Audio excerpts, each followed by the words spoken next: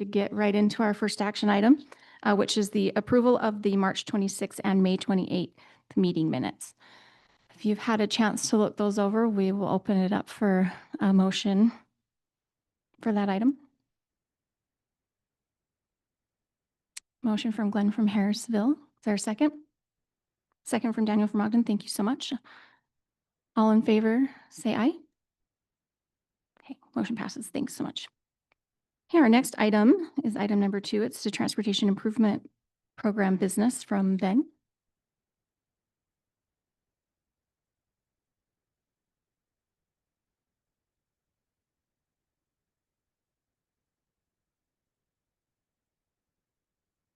Well, morning, everybody. This is kind of the culmination of everything we've been working on this past year, and we'll talk shortly about the next process moving forward. But just kind of to initiate us where we're at and what's taken place.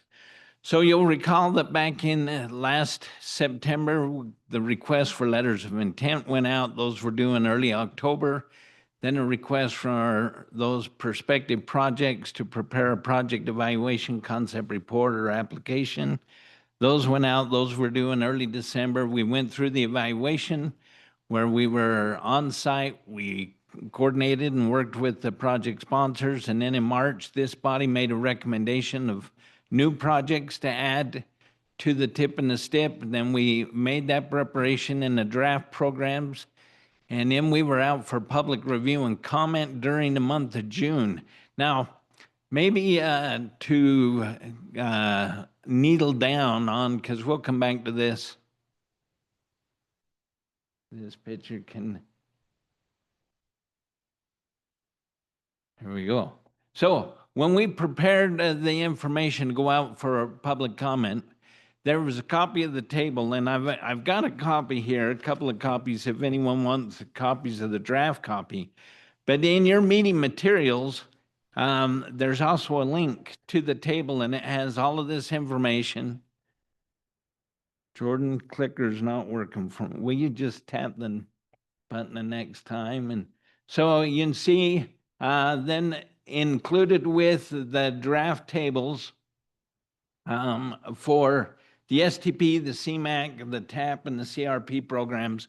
Those are the projects that this body had a responsibility to identify the new projects, right? Recommend to the TransCom and the Regional Council. We'll put that in, and then, wow, now we're really moving ahead. So jumping forward there. So these documents went out for public review and comment. As part of the tables of projects, we had the air conformity memorandum that went out, identifying that these projects, we do conform with air quality analysis. KIP was able to determine that, and we had the draft out for public review and comment as well. So this information went out. Well, back in our meeting, now we can hit, sorry, Jordan, I'll just have you tap here. So looking at the over year, if we tap the button, we'll see that back on the May 28th is when the TAC meeting met. We made that final review of the materials to recommend to TransCom that they approve that we go out for public review and comment. And Jordan, please, again. So on the 19th, TransCom reviewed the materials, made recommendation then that we went out for public review and comment, and initiated on the 28th, and then it concluded on August 2nd. During that time, we had 3 public open houses. We had one on the 8th in the Salt Lake. We had one on the 22nd up here in the Ogden-Layton area. And then we had an online one on the 29th to solicit information. Now, Wayne's going to talk in just a minute to give us a brief summary of how that event took place. But then from this point on, so here we are on August 6th with the intent to review this information to you with the intention to go to TransCom on the 21st of August. TransCom will then review that material. They'll review a brief summary of the comments. They'll also see a copy of the comments received. And then they'll make the recommendation to the Regional Council, which will meet on the 28th of August. After that meeting, it's our hope that they will approve the 2026, 2020, or 2031 Transportation Improvement Program. Then that information is compiled and it's submitted to UDOT to compile with the other MPO tips making up the statewide transportation improvement program, or the STIP. That will then go for review to Federal Highways. One more button. And Federal Highways and Federal Transit Administration, they get opportunities to review all of that information with the intent then to come on the 1st of October to have a brand new transportation improvement program. Now, so this is all going. What takes place at the end of August, if we can, is the new process begins. And we're going to talk just a little bit about that too, so that you're aware of and that you're up to speed. But the new process for the 2732 tip begins there in August on the 28th, when the regional council says, okay, let's send out that request for letters of intent. So to summarize this section here, we're going to give Wayne a minute to talk about the public comments, and then I'll circle back for any questions, and then we'll proceed, if that's all right, Madam Chair. Wayne? Hi, thanks, Ben. Thanks, Brooke. Can you hear me all right? Yes. Okay. So between the online interactive map and the 3 open houses, we received over 400 comments from the public, elected officials, staff. Thank you for paying attention, staff, and stakeholders. And I don't know how much you've heard about our open houses, but they were quite successful. They were held at a Bees at the new stadium in South Jordan at the same time people were coming in to a Bees game or watching the Bees game, and also up at the stadium where the Ogden Raptors were playing a game. So a lot of participation there, and also good participation on the online open house. So we just wanted to give you a sense of the types of comments that came in. Many commenters expressed support for bicycle and pedestrian infrastructure projects that are in the Transportation Improvement Program.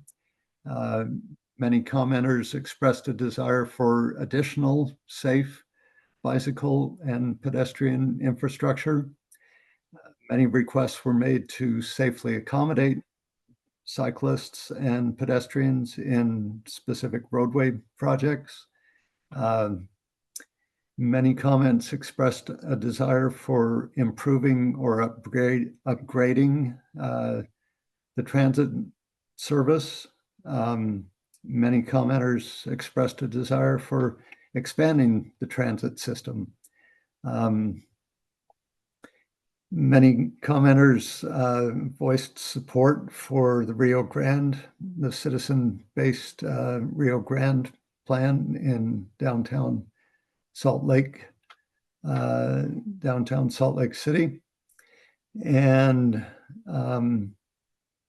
many commenters expressed opposition to and or concern about a road project in Emigration Canyon.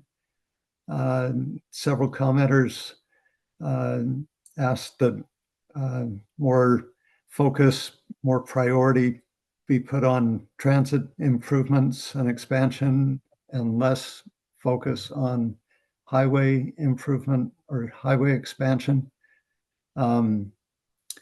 Several commenters supported transit projects in the TIP. There was a lot of support expressed for the TAC link,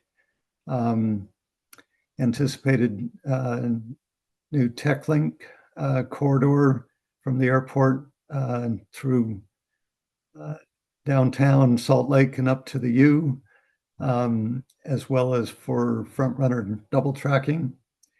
And several specific roadway operational improvements were identified as desired. So that's a brief overview of the comments that were received. Thank you, Wayne. Are there any questions on any of those items there? So there was also comments that not necessarily summarized in a, but there was about the preservation of the Union Station, and there were concerns or comments on things that really aren't transportation type projects. But the intent from our public comments is what we do with these comments is as we gather them all in, we'll respond to all of them. It'll take us a few weeks to get those responses prepared. But both the comments and the responses will then be available on the website. We'll take all of that information to the regional council, but that information will be available.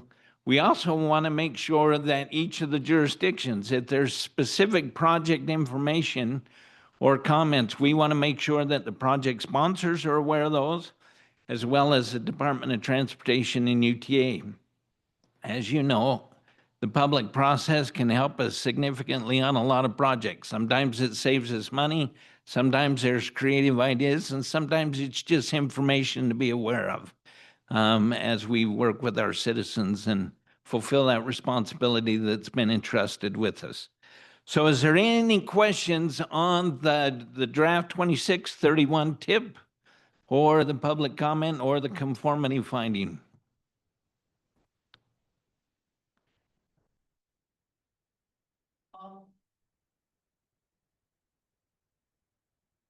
It might have been mentioned before, but are the comments posted on your GIS apps for the RTP, or are they available so that we can see?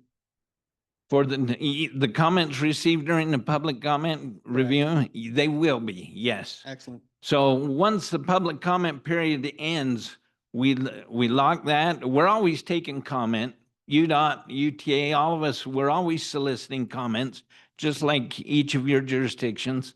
We want that open communication, but the public review and comment period for the tip, when it concluded on midnight there on the 2nd, then it was logged. We pulled all of those. We'll tally all those. We'll put that, and there will be that information available. Yes. Ideal. Thank you. Any other questions? Sweet. Then, if it's all right, Madam Chair, I'll go into the next item right here, quick. Okay. So that brings us back to, let's jump back one more, so back to this diagram that you've seen, and you'll see a lot yet to come. So I want you aware of it. This is the TransCom TAC is the one body that doesn't get to hear the presentation on our funding sources. And maybe forward it just the one, Jordan. And so after the regional council meets and we get recommendations from them to solicit for the letters of intent, we'll send out a funding packet that we refer to, or we call it, and it identifies the programs that are available for the local governments. Some areas, not all of the lower ones, but you can see the first 5 programs up there for capital improvements, right? Or their transportation, those have, I guess the 5th one there, the transportation and land use connection, that's planning funds.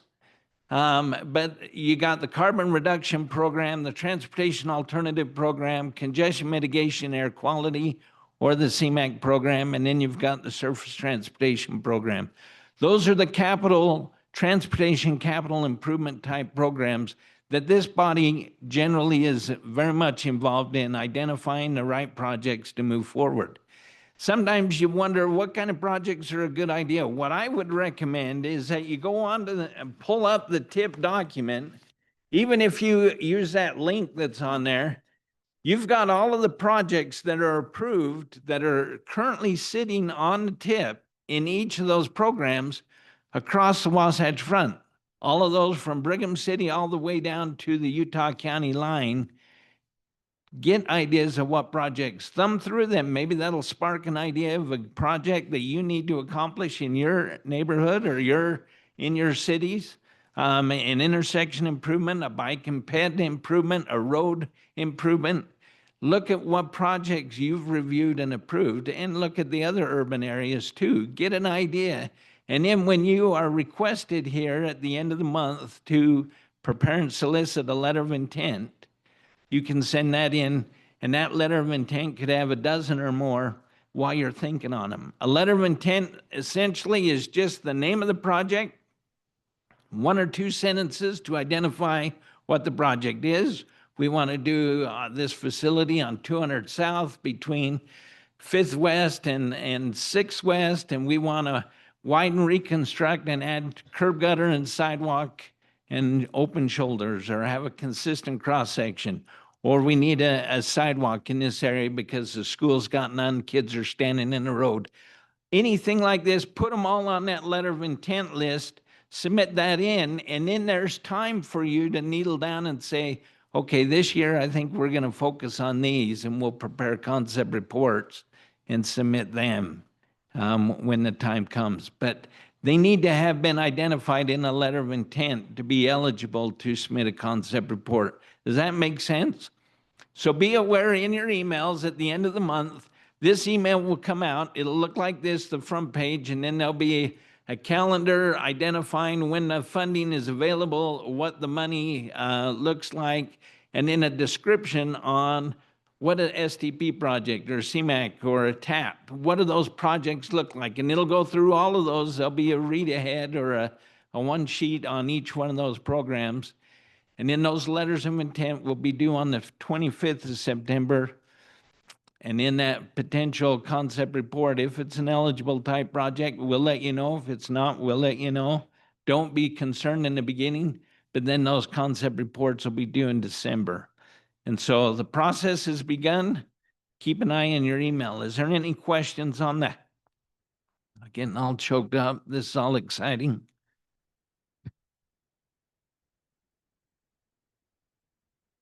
Just confirmation, but it seems like phasing is something that is palatable for the process, as seems like the sweet spot is once you start to get around or over 6 million, it's consuming a considerable amount of the funding that is available. So if there's ways to break your project down into phases, it seems to be successful. I think Salt Lake, South Salt Lake, North Salt Lake had success there. I know Ogden City has. So if you've got yourself looking at a $20 million project, you might want to consider breaking it into pieces, and it might put it in the running. Excellent. Thank you, Daniel. And I might point out up here in the Ogden-Layton urban area, real fortunate that have the counties that you work with Davis, Weber, and Box Elder County. These counties want to dovetail. They want to work together and make projects happen. So these are projects too that as we work with our partners, we can go after partial funding in both areas. Brooke's done an amazing job over the years. David and there in Davis County as well. We've just worked with great people that want to get the process and the project done. So if there's any questions, please holler. And that's it, Madam Chair.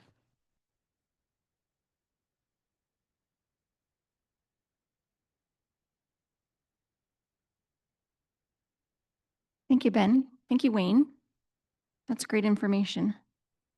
Okay, next we're going to move on to item 4, which we're going to invite the one and only Daniel Gillies up here for a presentation from Ogden City.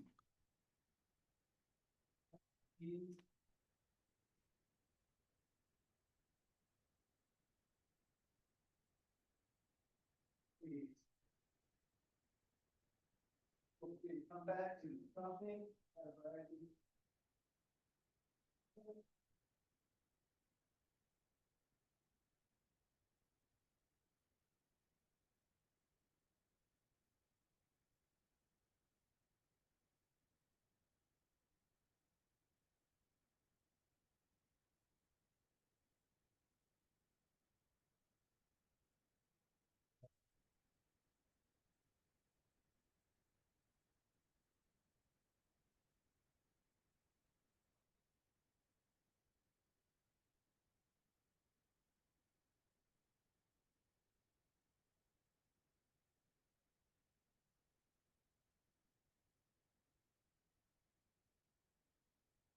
Thanks. I can tell you that in case you're wondering, I think it's about a 6-year cycle when your city's turn will come up. I know mine was prior to COVID, so let's see, who was in advance of Ogden? Perry?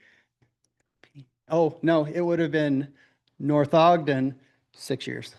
But thanks for the opportunity.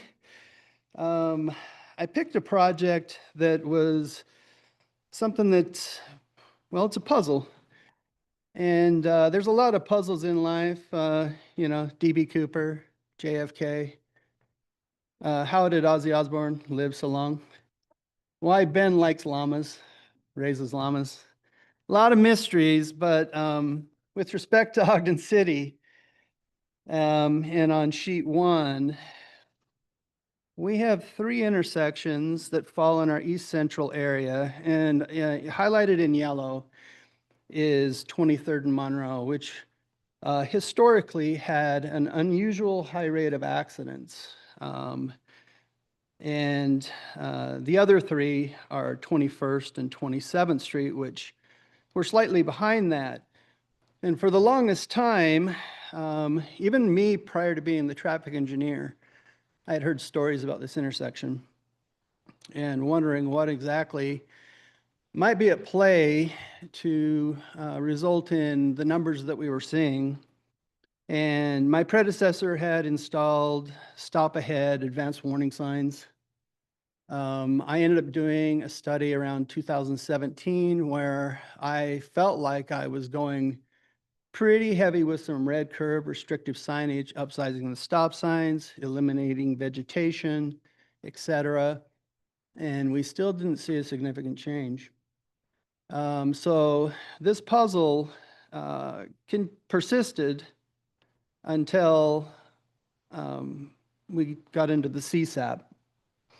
And I got access to the AASHTO accident information, which helped me better understand the dynamics at play and also when these things were taking place.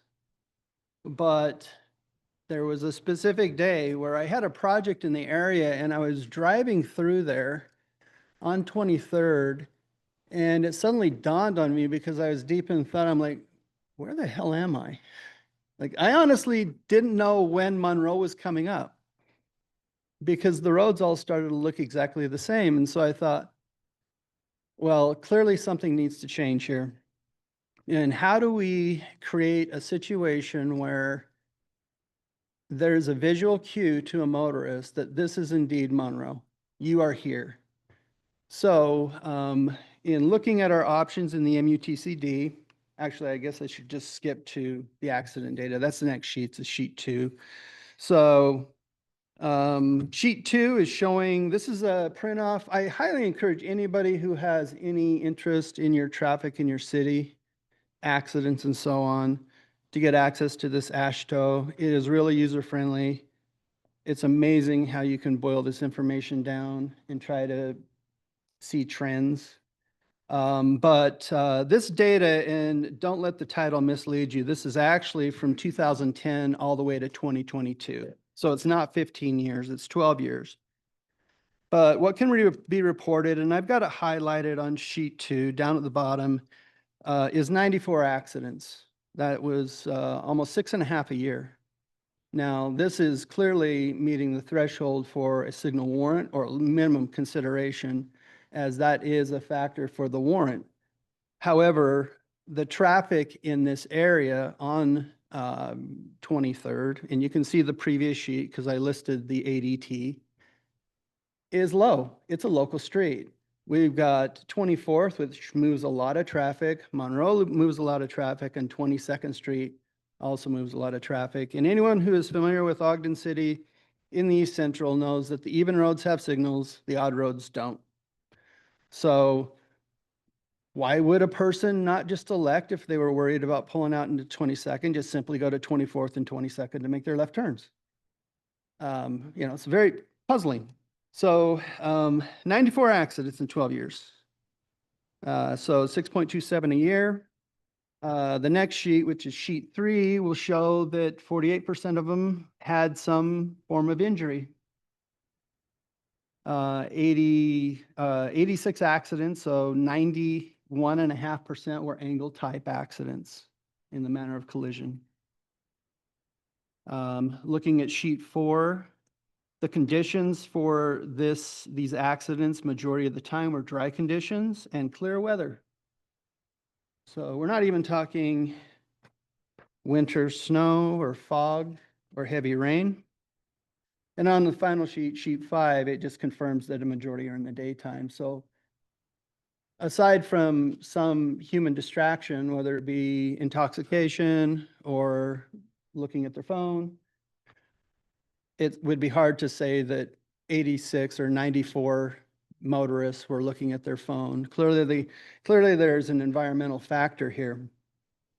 So looking in the MUTCD, the options that we have is a traffic signal, is a roundabout, and then there is something that I'm calling other, which if you read the MUTCD for a traffic signal, they strongly encourage you to employ as many supplemental elements prior to that signal that you feel might help prevent those accidents.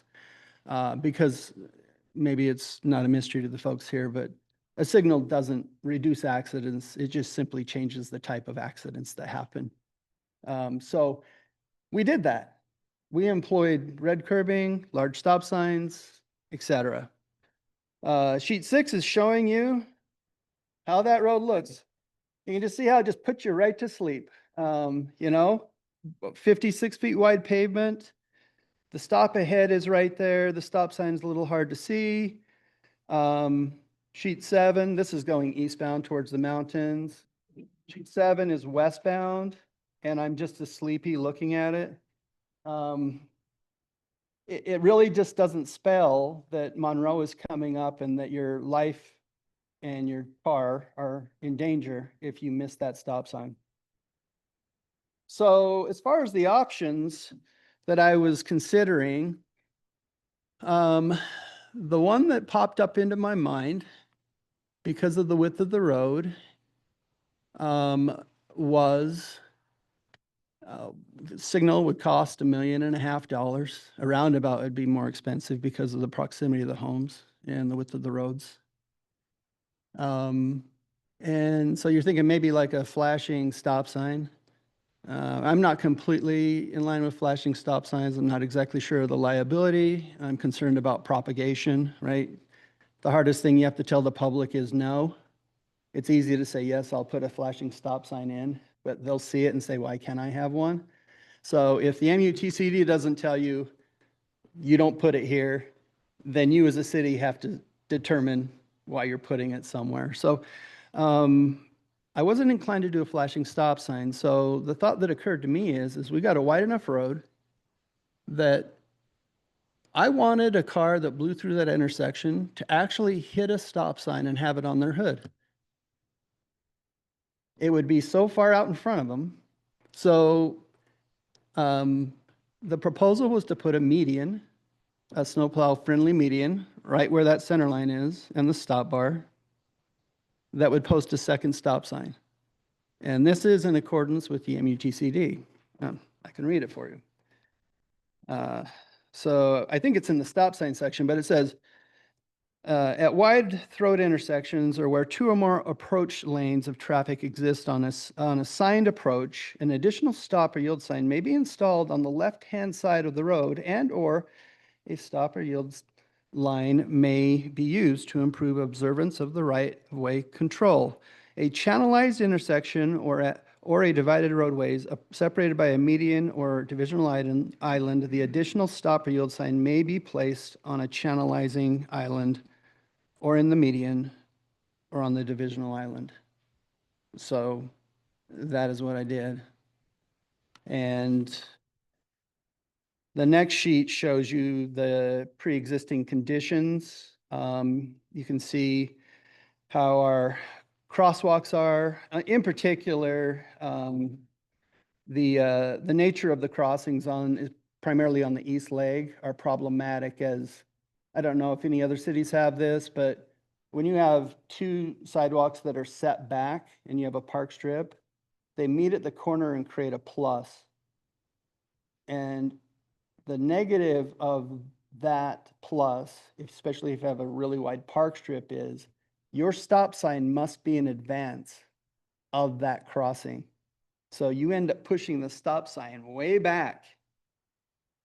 So I clearly wanted to consolidate the ADAs and push them up onto the corner where I could, so I could move the stop signs forward. I wanted to supplement additional red paint, and then I wanted to install these center medians. The next sheet will show you generally what those look like, the next two actually. So sheet 9 is showing you the approximate location. Now, these things are pretty small and they are snowplow friendly. And it was also important that we installed a UDOT standard anchor and post, because I'll tell you here in the future. So we installed these, and the next sheet even shows you the detail, so you can see the ramping diagram on that. If you can, you're free to save this if you're inclined, or use it how you will. Sheet 11 is showing you the construction of it. So I took advantage of a storm drain project on this intersection and convinced our storm drain engineer to pay for this improvement. So it was a win for me, big win. So moment of truth. Sheet 12 is showing you the layout. You can see that we've highlighted them in yellow, the center medians. You can see the stop signs in the center of the road. You can see that the ADAs have been modified to move forward. We were not able to do that for whatever reason. I need to still do that on the west leg, but the east leg, it's noticeable. It moved forward probably 5 feet, which helps that sight triangle. And this is the present configuration from an aerial view. So let's get down to the fun part. Sheet 13, this is the report for 2023, so it's a 3-year report. So these were installed in the summer of 23, and you can see that the report went up to the 27th of May in 25. We have had 5 accidents that have occurred in that time frame, so that's 1.67. We have reduced our accidents by 5 for a year. More importantly, and I did try, there's some limits to the AASHTO wear. It's really helpful if you can get the police diagram that will help you understand what the motorist might have been doing. Somebody could have been doing a U-turn and then got sideswiped, and then But from what I could tell here, I think that it's legit that three of the 5 were angle style. The other 2 were actually hitting our signs. It's even better than what's shown there. But more importantly is the personal injury, 0. So we no longer have that type of energy that's occurring in this intersection. And the angle accidents, I was wrong. There was 2 of them. So 2 of them were truly angle. I think there was one that was a little wonky. Oh, it's the side swipes opposite direction. So that one is one of the wild cards there. But for all intents and purposes, I feel like it solved one issue, which was to reduce the accidents, to get compliance with stopping, to limit the burden on our maintenance folks. However, with all things, there are the law of unintended consequences does come into play. And so there have been some lessons learned. The biggest lesson learned is the placement of the medians on 23rd. I put in a 50-foot radius for the left turns across it. And it is evident to us that certain vehicles are unable or unwilling to match that radius. They're towing a trailer. And we think it's, because it primarily happens in the summer, we think it's lawn care and contractors that are pulling trailers, and it's just a longer, and they clip it. Of course, we got the UDOT sign and post, so it just breaks the bolts. Sign's perfectly fine. We would go out and replace 4 bolts. It goes right back up. But we were concerned about nighttime, because your stop sign's facing in one way, that's retroflective. But if somebody's turning left, they don't see anything on the backside to tell them that there's something there. So we ended up posting, and you can see it on sheet 16. We ended up posting supplemental signs with an object marker and then a keep right sign below the stop sign. So the object marker is actually angled for that left turn that's approaching. So it's kind of on a 45, so they can pick it up. And we also have entertained putting in chicken tracks to help with that turning radius. It has been positive. It still does get hit, but we're talking a sign versus a human, a sign versus a car. So I think we, at least for the first couple of years, have come up with a reasonable solution. The cost for this improvement was between $15,000 and $20,000 versus 1.5 for a roundabout, maybe $1 million for a signal. So the cost benefit is really in our favor, to the point where we are currently putting one in, and sheet 16 is showing you the next one, which is going in at 21st. And 21st is the next lead. It's our next highest non-signalized two-way stop intersection with accidents. And for this one, we have tried to address the lessons learned. So you're seeing some of the turning movements. Unfortunately, it doesn't show where my placements are, but they're actually installing this as we speak. And so I'm planning on monitoring this, and if it is successful, we'll likely put it in at 27th and at 29th, and then let the dust settle and let the data speak for itself. So, are there any questions? Thanks for putting up with me.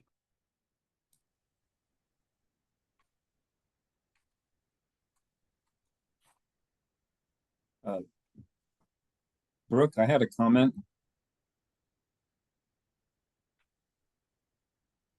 Can you hear me? Go ahead, Kip. Oh, okay. Well, I just wanted to congratulate Daniel for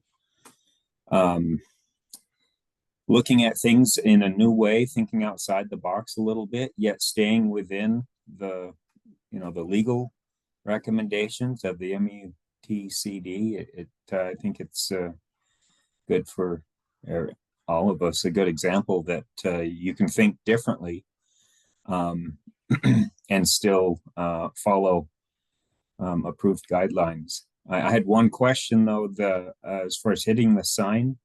I've seen reflective tape or whatever applied to signposts to increase the target value, the visual target value, and I'm wondering if that would be helpful approaching that sign from either direction.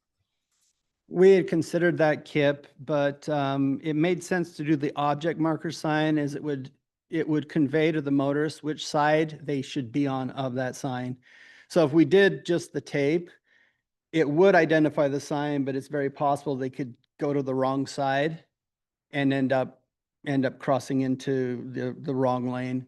So we elected to go with the object marker signs, and I think those have been successful. But if 21st Street works out the way, and the geometry suggests that it's going to require a very negligent driver to be able to get to these things, they're going to have to really shortchange that corner, because we're like 90-foot radius. That's a big radius. we would likely come back to 23rd Street and manipulate that so that we could maximize that radius and try to eliminate the maintenance that occurs there. So lessons learned at 23rd, definite lessons learned. 21st, we're hoping that we've figured some things out, but time will tell.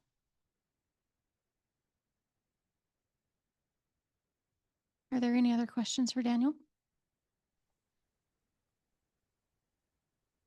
Thank you. 6 years.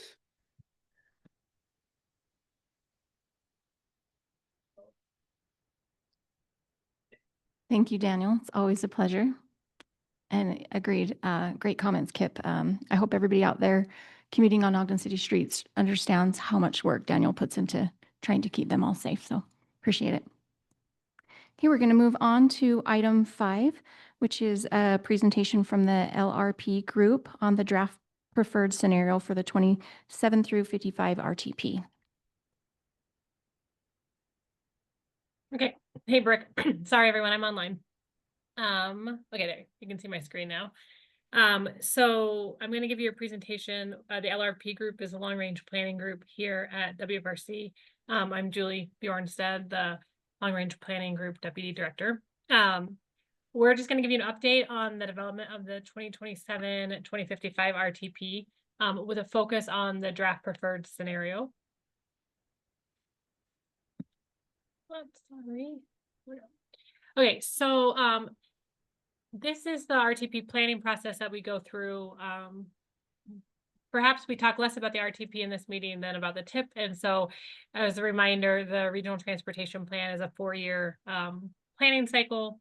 We started last summer talking about exploratory concepts, what projects should be included in the Regional Transportation Plan, and what types of mobility options needed to be improved. In the fall of 2024, we had a series of workshops that I think all of you were invited to talk about those concepts with you and get your ideas on what was needed in the next RTP. And then after that workshop till now, we've been reviewing those concepts, doing some scenario modeling, in the anticipation of developing this draft preferred scenario that we will talk about today, and then show you also at the upcoming fall workshops. Invitations have been sent out for those. So if you haven't seen the one in your area, get in touch with Jordan or Ben there at the meeting, or feel free to email me or anyone else on the long range planning group. I'll put our email addresses up at the end. After the fall workshops, October, November, we will spend next year finalizing our financial projections, prioritizing those projects, go back out to you in the fall of 2026 to talk about phasing, and then we anticipate a plan adoption in May of 2027. So I'm going to spend a little bit of time talking about how we got the projects, the screening process, and then explain how we would like your feedback on these projects. So first, where do projects come from? Of course, this 2027 to 2055 Regional Transportation Plan is rooted in the previous 2023 to 2050 Regional Transportation Plan. So we took all of those projects that are either in the plan or have been amended since adoption. Then we also added the information we got from the fall workshops. We had 8 small area workshops. Remember that these included elected and appointed officials, and then staff from planning, engineering, and economic development. And then we did some internal strategy testing over the last year to see how different things might impact our mobility. So this included additional operations projects, greater street connectivity, enhanced bus networks, enhanced fixed guideway networks, the implementation of the Beehive bikeways. And then we ran these through our travel demand model to see how things would be affected, and projects that we felt like made a significant positive impact were included on this initial list of projects to screen through the project selection criteria. Okay, so what did that look like this time around? Hopefully that's big enough for you to see in there, is the process that we're using to go from exploratory concepts to an adopted fiscally constrained regional transportation plan.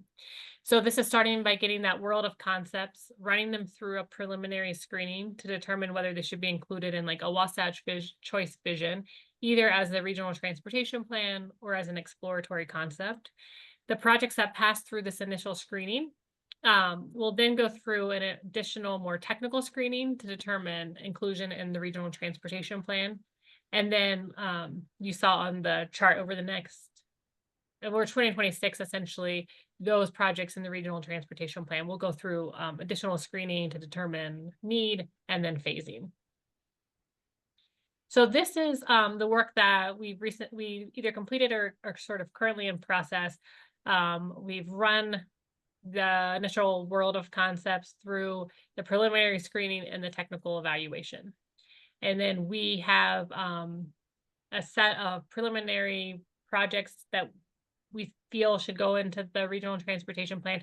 And we're looking for your feedback on that now as engineering staff.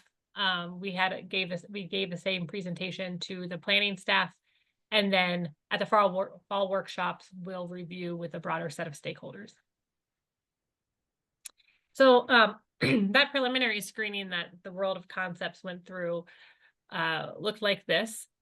On the roadway and transit side, we checked the project, the concept, whether it advanced either shared goals that we had in the Wasatch Choice Vision or that you had in your transportation master plans, in your city master plans, whether the project was supported by more than just the person who put it on the map, whether there was any other type of planning or analysis that had been done on the concept, whether the concept was viable, provided benefits to the system, and just initial kind of check on the impact it might have to our communities and the environment. On the active transportation side, where things are a little different, both from a federal requirement standpoint and then just from a planning standpoint and modeling, these were more focused on whether the AT projects were part of regional studies, whether they were expanding the active transportation system, looking really closely at the facility type.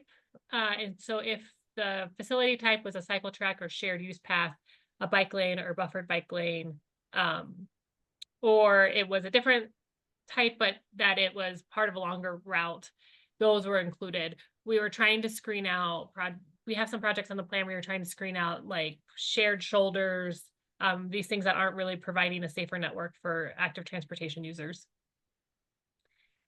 And then the technical screening criteria we went through. So this is our typical project selection criteria that you've seen in the past.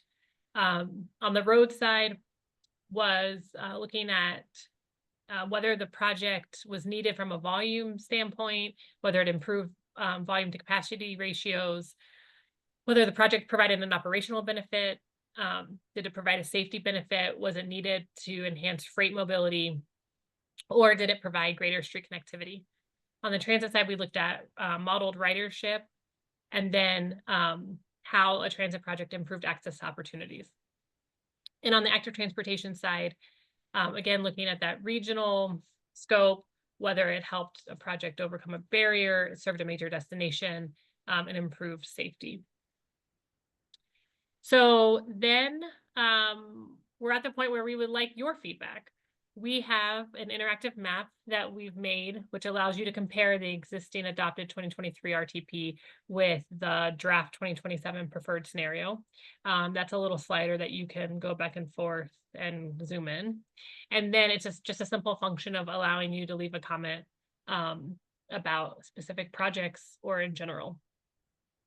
Our plan is to send this map out after these meetings.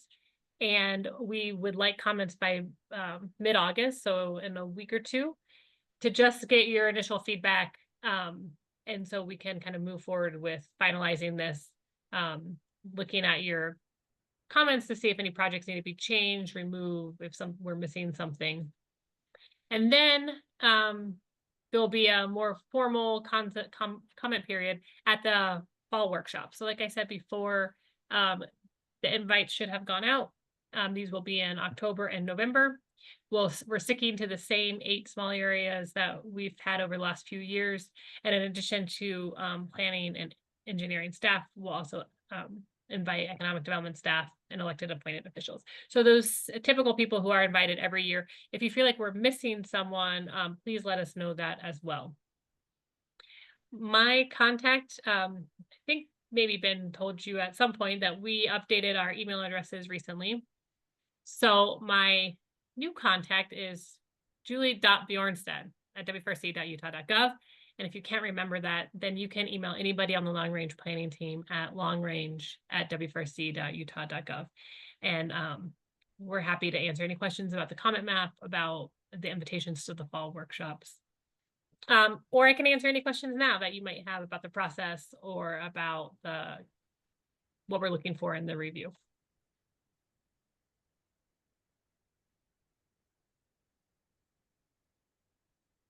Does anybody have any questions for Julie?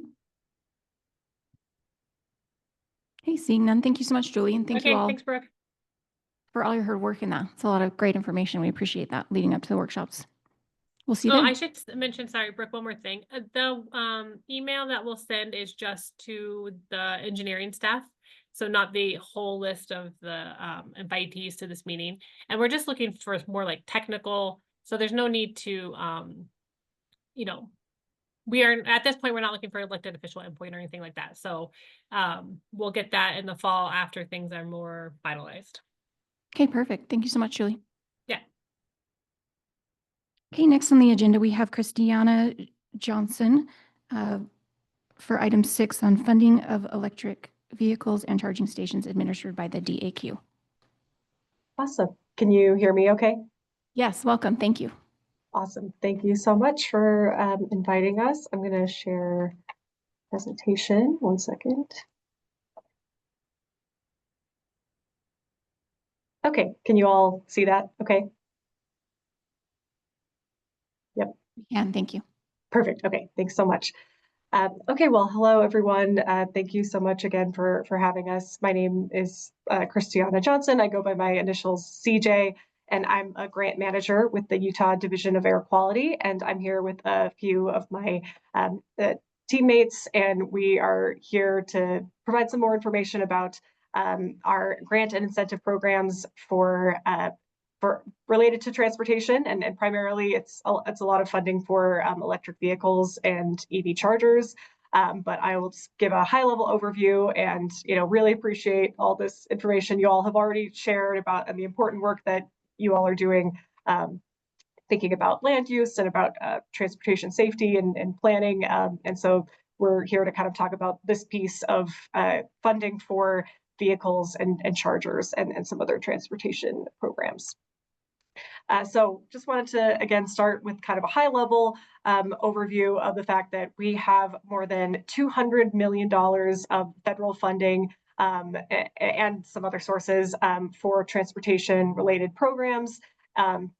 Again, mostly focused on electric vehicles and chargers.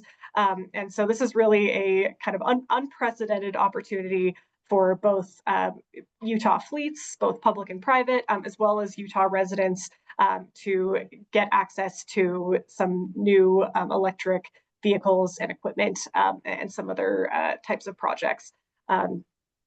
So again, all of it is a lot of it is really focused on transportation, reducing pollution and emissions from this area that is obviously such a big source of pollution along the Wasatch Front.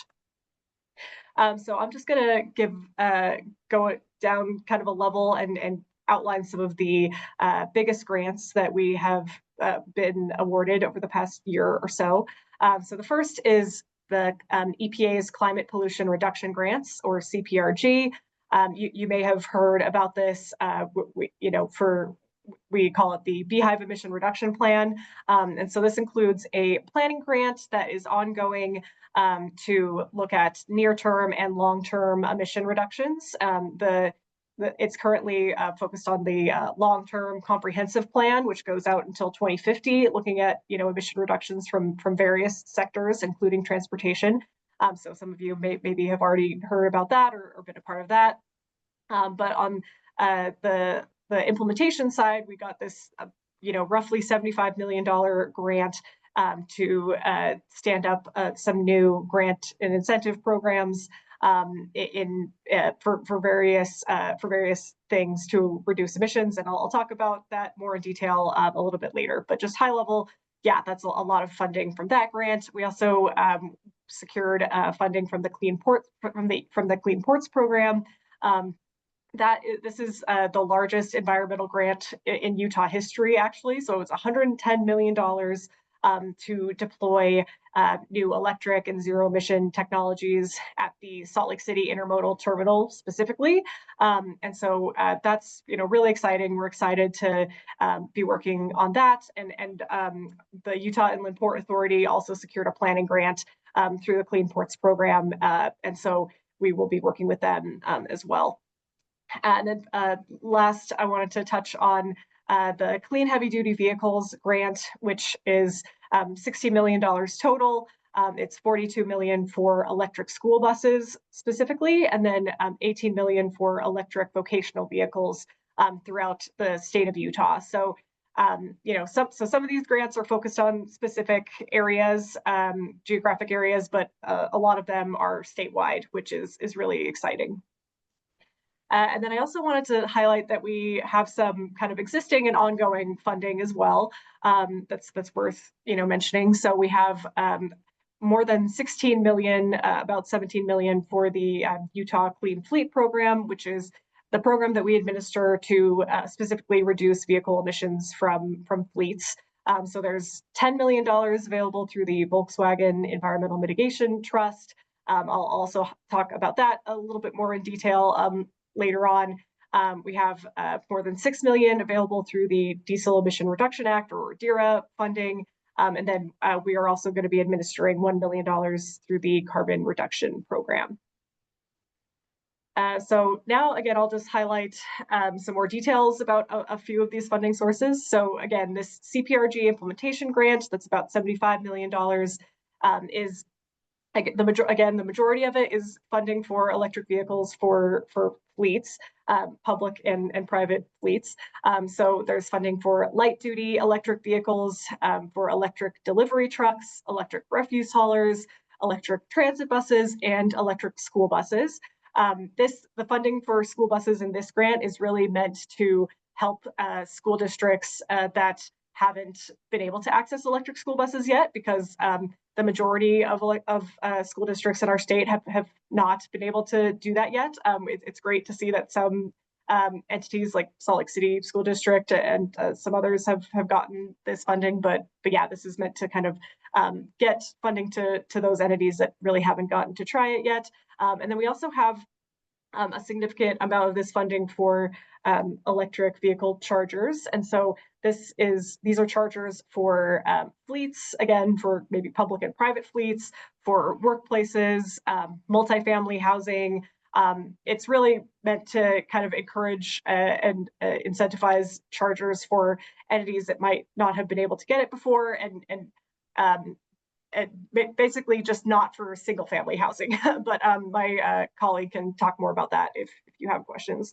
And then I also just wanted to highlight there's some other kind of miscellaneous funding through this grant for also for individuals. And so there is funding for income qualified individuals to get access to light duty electric vehicles, e-bikes, and electric yard equipment, as well as residential solar. So again, most of it is focused on transportation programs, but we did look at some other ways to reduce emissions in other sectors. And then we also have some programs that we were subawarding to the University of Utah and Weber State University to support energy efficiency assessments for buildings, as well as outreach and education about all of this funding and getting it to all the individuals and entities that can use it. Okay, and so then now I also wanted to highlight a little bit about the Volkswagen, or VW, Environmental Mitigation Trust. So this funding is exclusively for public government entities, and again, there's 10 million available total. Most of it, 9 million, is for the actual vehicles, and 1 million is available for the EV chargers. And the second round of this funding will be opening soon. And again, my colleagues can talk more about that if you have questions. And then I also wanted to highlight the fact that there are also federal tax credits available for many of these types of projects, but recent legislation has really sped up the deadlines for being able to take advantage of them. And so, yeah, just wanted to mention that, local governments, as well as even, just individuals may want to consider utilizing some of these tax credits if you are interested in it, because some of the deadlines are coming up very soon. Specifically, the electric vehicle federal tax credit is only available until the end of September of 2025. And so if you are considering that, now is definitely the time to take advantage of that. And I think the EV charger tax credit is now available until summer of 2026. They were previously going to be available for many years, but that is not the case anymore. So just wanted to mention that, and that in case you weren't aware, you might want to talk about this with kind of the financial side of your organizations. But public entities, governments can take advantage of tax credits through a mechanism called direct pay. So you basically get the amount of the tax credit for these eligible projects, which is a really great opportunity if you are able to take advantage of that. And yeah, just to kind of, again, summarize and wrap up. So my team, we are in the process of hiring some additional staff to help us stand up a lot of these new programs and, again, get a lot of this funding out to the entities that need it. And so we are in the process of hiring some new staff, which is great. And we are tentatively going to be launching the applications for a lot of these programs this fall. And so we will be opening it up, as soon as we can, and then it will be available for the next few years. So basically for the next 4 to 5 years, a lot of this funding is going to be available. And so we're looking forward to launching those applications as we can. And we, again, will continue to work with stakeholders and appreciate the opportunity like today to present to this group and answer any questions and just give kind of a high level overview about the funding. And with that, I will just give the link that you can find out more information on our website. I can put it in the chat as well and send it after the meeting. And yeah, just want to say thank you so much for your time. And we are, again, available if you have specific questions, or you can email these addresses, again, after the meeting, if you have questions or thoughts after the fact. So yeah, I'll just pause and see if anyone has questions, but thank you again. Thank you, CJ, so much. Does anybody have any questions? Okay, seeing none. Thank you very much again for all the great information. I hope everybody checks out. Sounds like a great resource. Appreciate it. Okay, we're going to move on to the last item, which is other business.